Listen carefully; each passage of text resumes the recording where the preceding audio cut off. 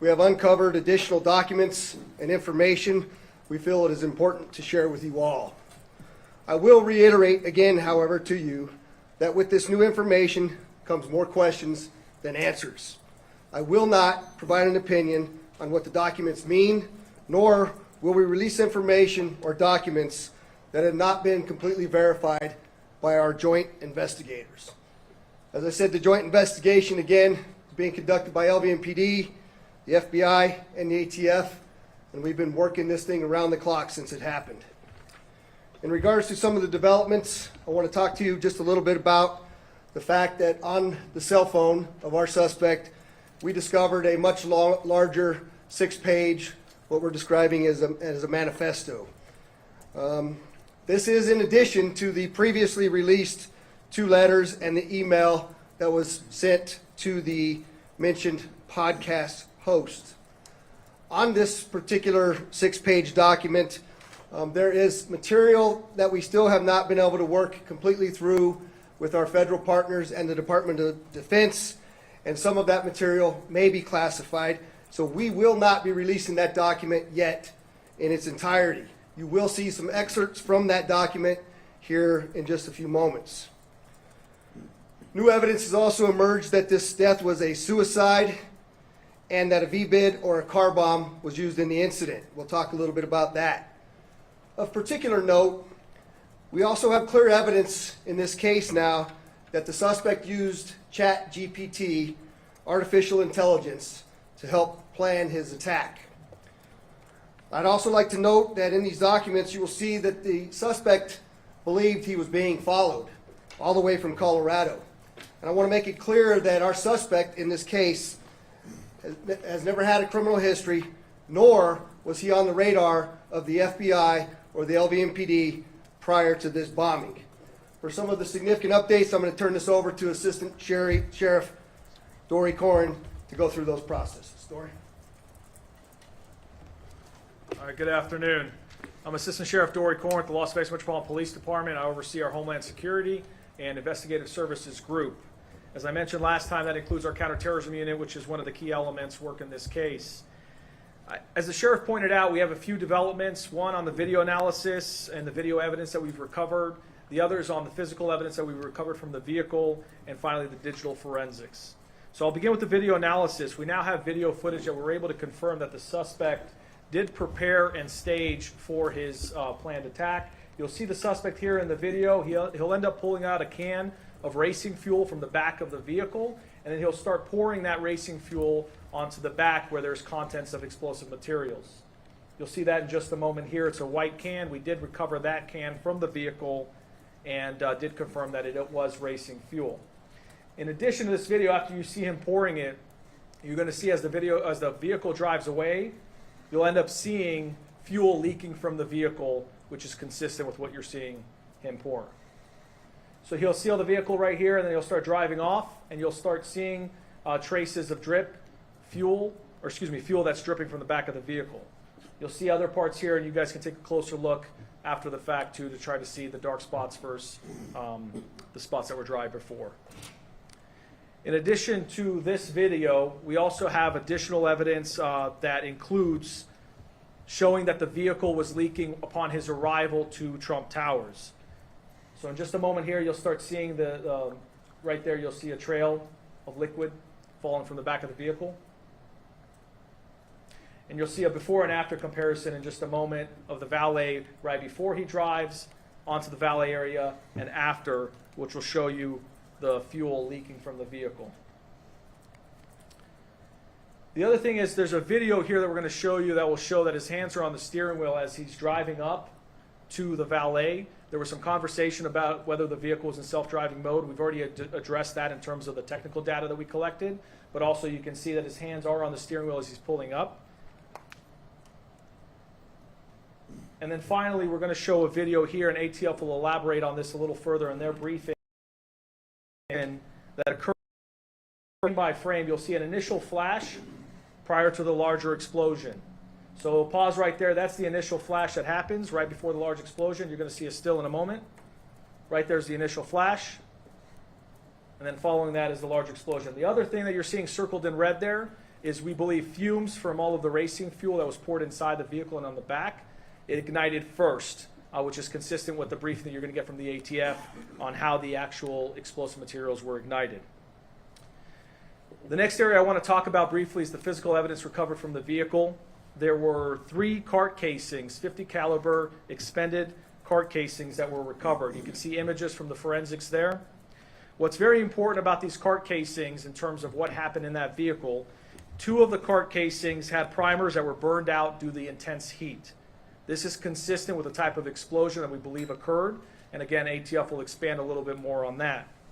However, 1 of the 3 cart casings, as you can see, shows that the primer was punched, which basically means that it was shot through a gun, which is consistent with what we believe happened, that he ended up using the firearm to commit suicide. In addition to that, just want to revisit the firearm damage. There were 2 firearms that were recovered, the AR pistol and the Desert Eagle handgun. On the AR pistol, we found that it was inoperable, so we were limited on the ballistics analysis that could be done. However, we did find that there was a damaged cartridge inside the AR pistol that looks like it was damaged from the intense heat, which would have caused the round to go off, but it was not fired by the gun.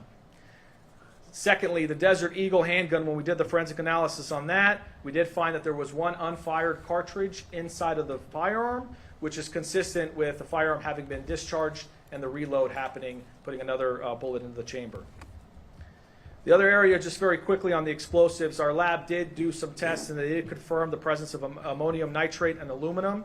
Our financial records, his journal entries, a variety of other things confirm that he did purchase what he believed was tannerite, but it was a different form of exploding targets that has has ammonium nitrate and aluminum in it, which is one of the explosive materials that he had. Transition over to the digital forensics. We had briefly mentioned that there was a note in his phone that was titled surveillance log or surveil log, and it was more of a journal of activities. It did point out people he thought were following him at various instances. We will work on trying to get as much of that information out as possible, but just so you can kind of have an idea here, there's kind of a little bit of a summary. So for example, on December 27th, you can see he talks about purchasing the firearms, in particular the Desert Eagle and the AR pistol. On December 28th, the following day, just an excerpt for you, talks about picking up the Cybertruck as a rental and purchasing exploding targets. On December 29th, he talks about purchasing camping gear as well as white gas, which we believe is the fuel. On December 31st, he talks about reaching a decision point, and he talks about committing to the Grand Canyon, that he plans on conducting surveillance at the glass walkway and identifying a launch route. The sheriff had mentioned this earlier. We wanted to be able to provide additional details to you on that topic. Continuing on the digital forensics, well, actually, I will just reference that. When he talks about the Grand Canyon, that was on December 31st. We don't know exactly why he changed his plans from going to the Grand Canyon to potentially launch off of that glass skywalk, and why he chose Trump Towers. We're still looking at that. But ultimately, as we all know with what happened, there was a change in plans, and he showed up here at the Trump Towers on the following day on January 1st. Now moving on to that 6-page manifesto that the sheriff talked about. This document was found as part of the digital forensic analysis of his phone. There's a variance of grievances and a constant evolution of his plans or intents of what he wanted to do. There's mentions of political and social and cultural issues to include criticism of the current administration. He also does write in there that he was super high on weed and drinking, which we are still working to confirm. And then he discusses the Cybertruck being used as a vehicle-borne improvised explosive device. He also says that he has graphic encounters from his military experience that replay in his head over and over, and that now he feels like he's a shell of a human being with nothing to live for. This is important not only because it points out the suicidal component, but it also talks about the mental health that he was dealing with, mental health issues that he was dealing with. Just continuing on that manifesto, a few other excerpts for now is he discusses the concerns about the withdrawal from Afghanistan and losing his teammates, which again builds upon that potential PTSD that we're referring to. He does transition at some point and talks about being concerned of the media labeling him as a terrorist and that he had no intent on killing anyone else aside from himself. But finally, one of the last points in there, because this constant flow back and forth of different thoughts, he does talk about his intent to make this as public as possible and that he is loaded up on boom in quotations and fireworks for New Year's. Moving on to another part of the digital forensics, the sheriff talked about how the suspect in this case used ChatGPT to plan out his attack. You're going to see a few of the entries that he posted. This is chronological by date, but he basically starts using ChatGPT, which is a generative AI, to be able to get information on how to conduct this particular plot. So ultimately, you'll see that he looks at trying to figure out the amount of explosives needed in order to conduct the explosion he was looking to cause. He also talks about, in the next set of questions, you'll see he's trying to figure out where to buy fireworks and how much of it to buy. He looks at the equivalence of those fireworks and how they compare to TNT and other types of explosive material. On this next set of questions, there's a focus on the velocity of the bullet fired from the firearm and determining whether that would ignite the explosives. This is an important component, as you'll see when the ATF talks about the amount of explosives that he had and how they exploded, and a lot of those actually not detonating. Ultimately, that has to do with the research on ChatGPT, determined that he needed at least 2,000 feet per second velocity on the firearm in order to be able to actually cause a full detonation of all the explosives he had. And then finally, on the last one, he talks about this more about the amount of material he needs and also interest in how to buy a phone without providing any personal identifying information. And then finally here, just on the last piece on the digital forensics, we talked a little bit about the data recovered from the Tesla. There were 3 devices recovered. Originally, we were talking about the SDMI chip and the thumb drive. Technically, there are 3 components in there that we're able to try to analyze forensically. The SDMI chip only contains mechanical data, does not contain videos. That we did look at, and Tesla is proprietary to Tesla. They are helping us try to recover any kind of technical information about the vehicle at the time of the explosion. The USB drive is where videos are stored. That was damaged. We were able to pull partial videos, which we talked about, and we showed you the video from Kingman, Arizona. And then there's the restraint control model, which is very common to a lot of vehicles, where you have a mechanism in there to be able to record crash data. We did recover that. As of now, we don't have any valuable information from it because it did not trigger a crash.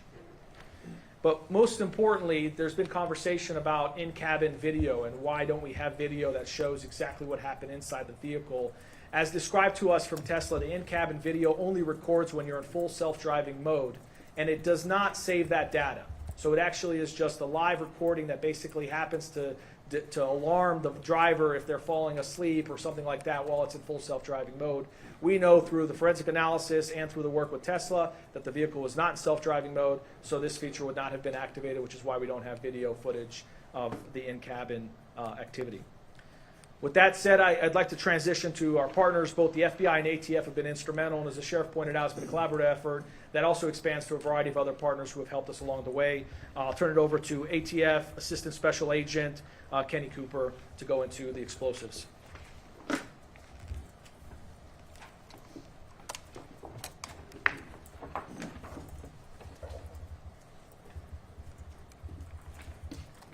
Good afternoon, everyone. My name is Kenny Cooper. I'm an Assistant Special Agent in charge at ATF San Francisco Field Division.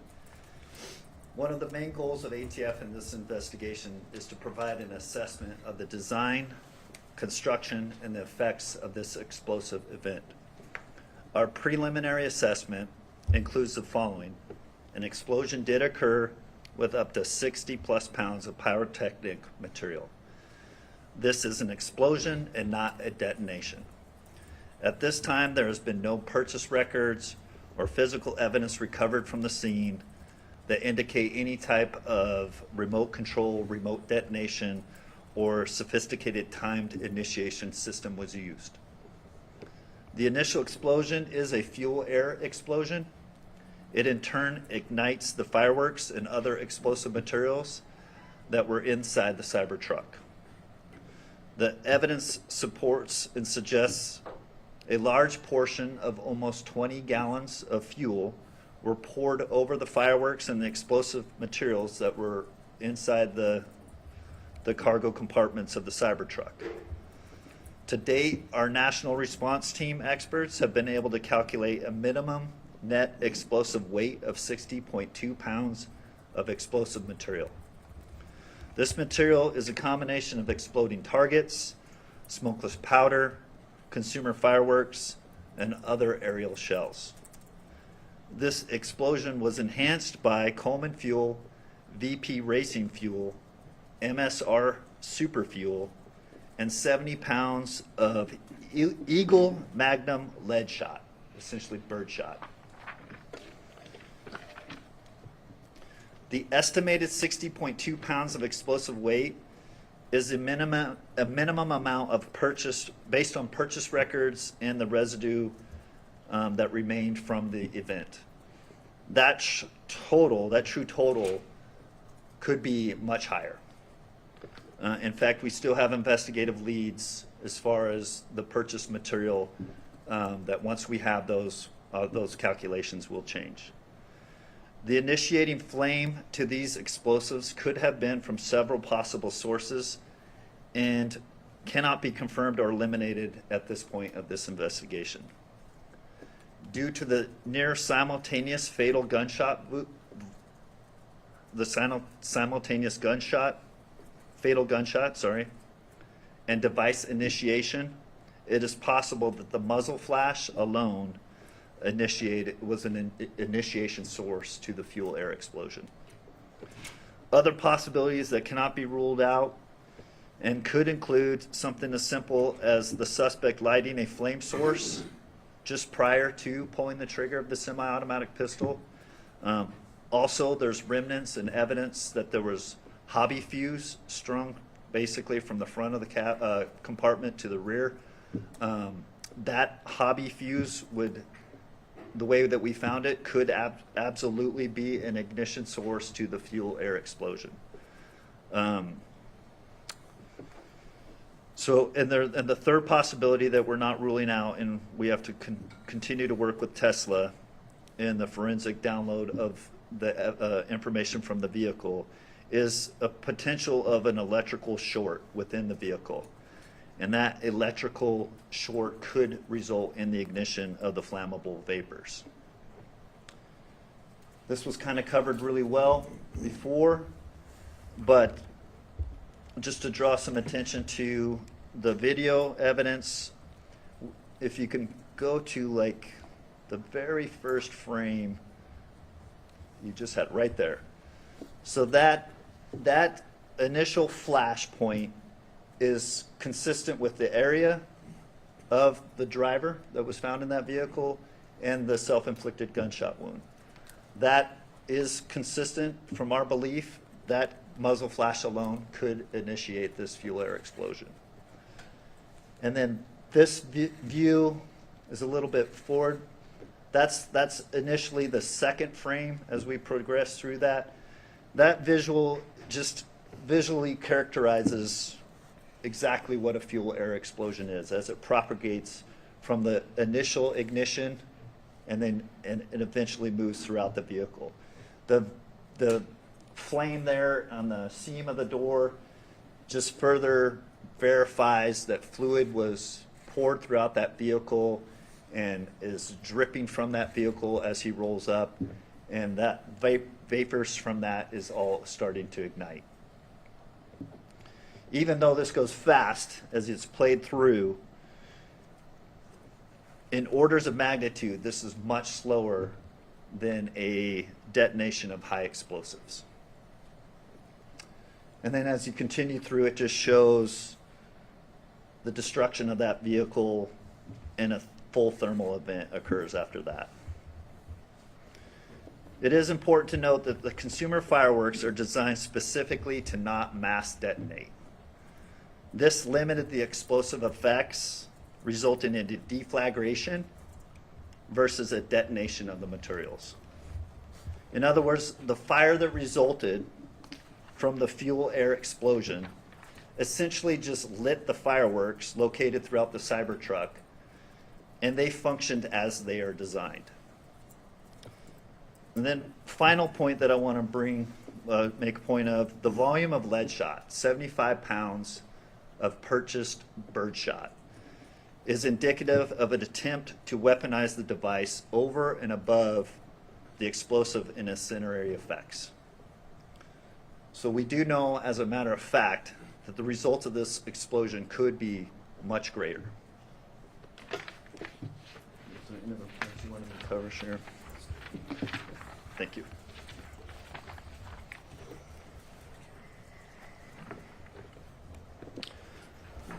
So obviously, with a lot of new information, you can tell that this investigation is far from over. I will tell you that we still have an outstanding laptop, another mobile phone, and a smartwatch that we still need to get into and recover information from. We will continue to work towards that end. My public information office will be releasing a link to at least the ChatGPT information and some of the information that we released out here today. I would like to just pause for a moment and take a chance to thank the tireless efforts of all of the detectives, the agents, federal and local, for the work that they've done on this. They haven't rested for a day. We brought resources in from all around the country to get us to where we're at. They've just been remarkable, and I want to publicly acknowledge them. There remains much to investigate and to analyze about this incident so that we can, number one, learn from it, but number two, continue to keep our community safe.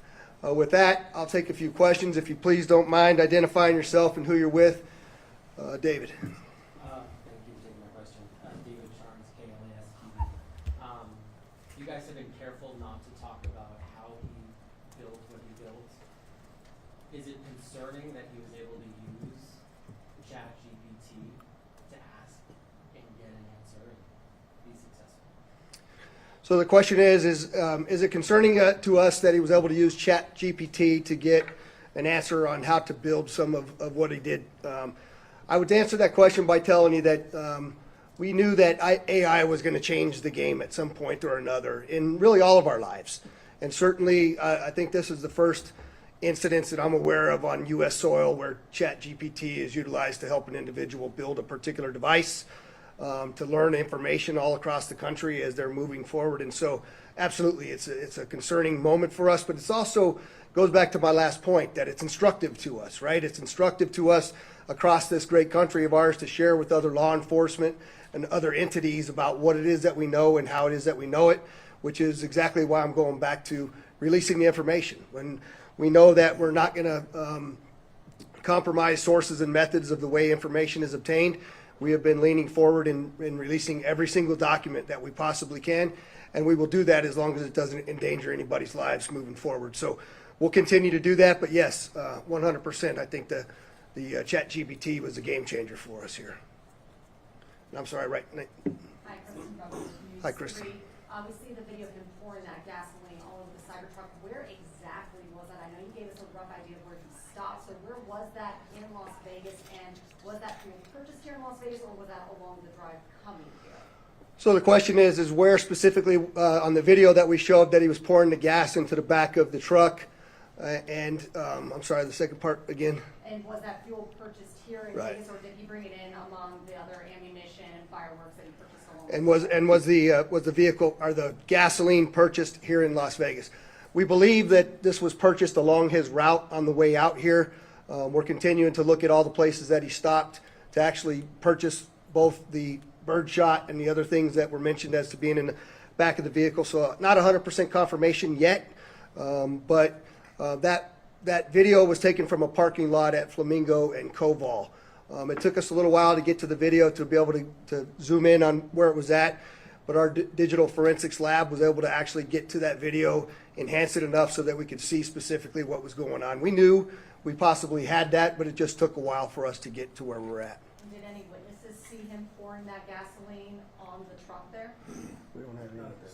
Yeah, the question was, do we have any witnesses that actually saw him pouring the gasoline?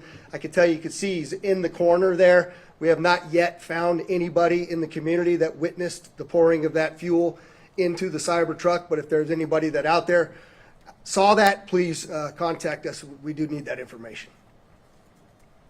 With the Review Journal, is there a scenario when this is considered a terrorist attack or an attempted terrorist attack? So what the question is, do we consider this a terrorist attack or an attempted terrorist attack? And I would just simply say that we haven't closed any doors on what where our investigation is going to lead us and what we label it as. As of now, we have nobody that we're going to be prosecuting for this case, but we haven't closed a single door on what the investigation is looking at. Anybody else? Back to David. Why, obviously his writings and what's on the phone are important to figure out why we're here today, but when we talk about the document that was sent to the podcasters and his other writings, Why is that important? Why do we, I mean, obviously we want to see it, but why does Right. that matter in your investigation? So the question is why does what he sent to the podcaster matter in our investigation and releasing of all of the documents that we're releasing here today? And I think it goes to show his mental status. It goes to show what he was thinking. It goes to show what his intent was or was not. Quite frankly, as you well know, I mentioned this in the first 2 press conferences. We're very well aware of all of the things that are out there on the internet that are being said about what occurred, what didn't occur, and we're working very hard to answer every single question that we have out there. We're trying to figure out why Las Vegas, why the Cybertruck, why the route that he came here. I think we have some pretty good answers, but as I mentioned to you previously, I'm not going to answer anything on the hypothetical. I'm only going to give you the facts as I know them. So one last, or there's 2 more. Go ahead. I'm sorry, where are you from? A Review Journal. I'm sorry.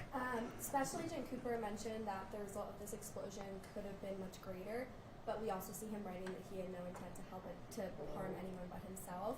Can you elaborate a little bit on what kind of prevented it from being more harmful than it was? So the question was, we mentioned that the explosion could have been much greater. However, one of the things that he wrote was that he didn't intend to hurt anybody else, and maybe I'd just let you, Kenny, answer how it could have been much greater.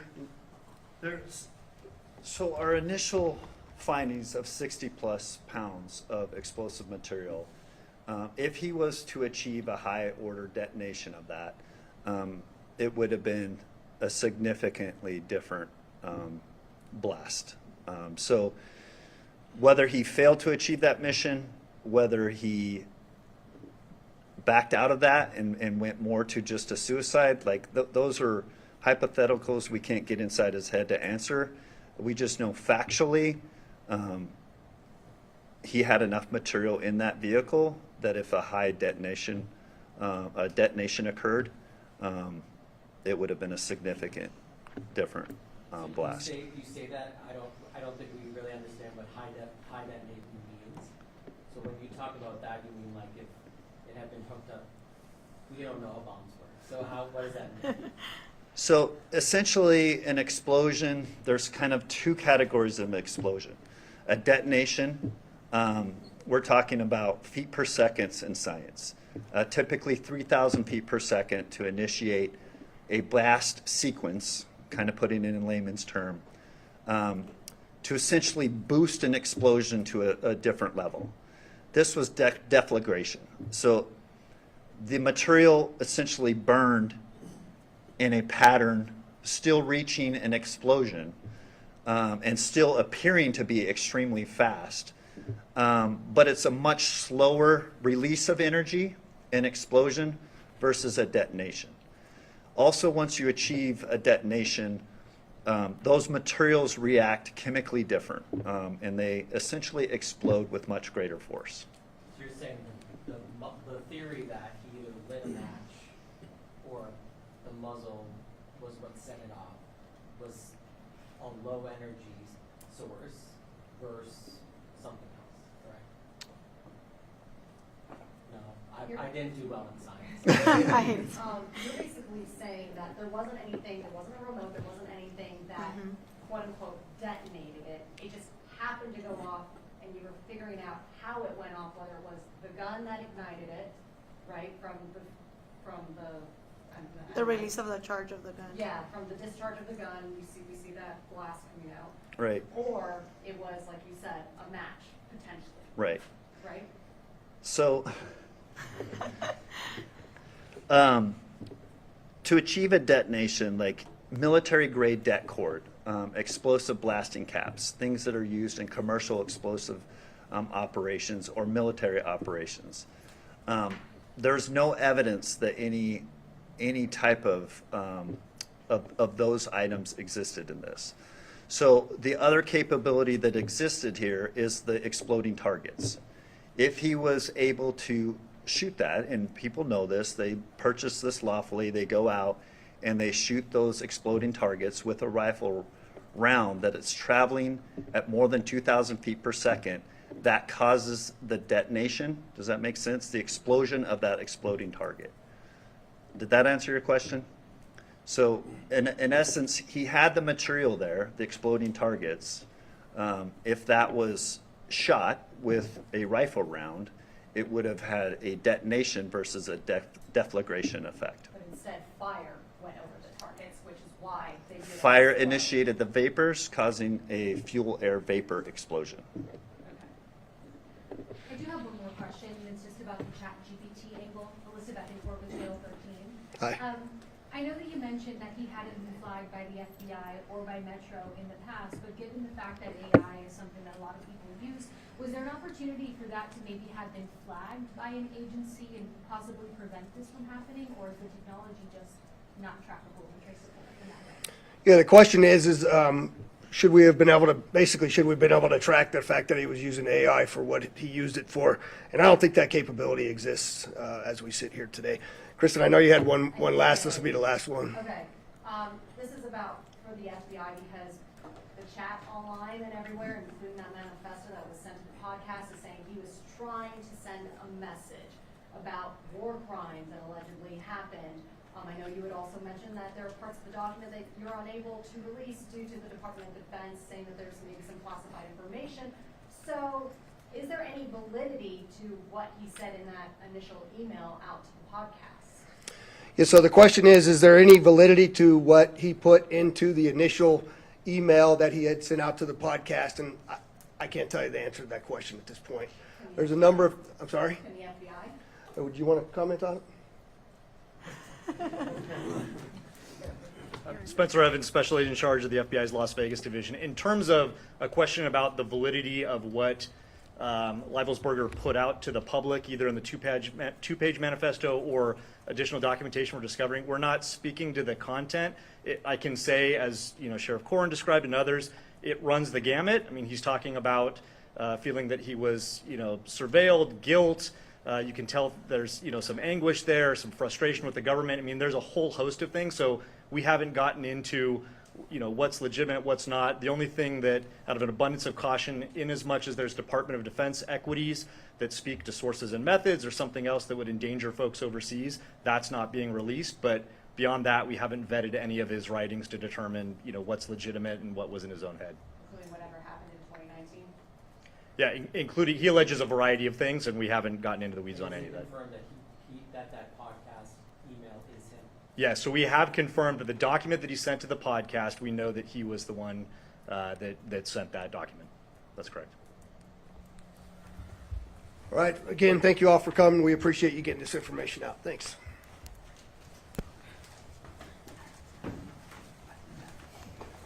So much for you.